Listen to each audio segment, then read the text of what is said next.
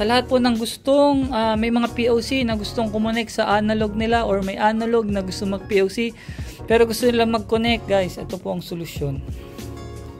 Okay, per solution, ito po, mobile.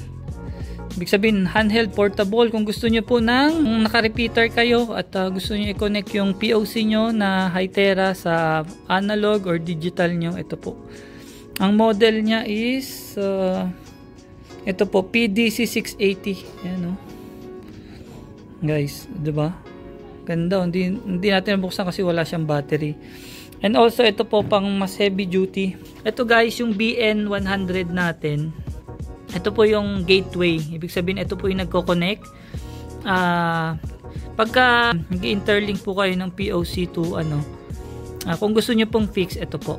Kasi po, ito po yung pinaka analog at saka digital na kailangan po siya. Kasi ito pong BN100, ito po yung pinaka machine lang.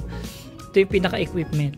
Pero ang requirement po kasi nitong BN100, kailangan meron pong base radio ng digital or analog, VHF or UHF. Ito po yan. Tapos, kailangan din po ng base ng POC. Ito po. Pang POC po itong base na to. Ito po yung MNC na. So, ang trabaho po ni BN100 is mag-gateway po sila. Nag-interlink silang dalawa.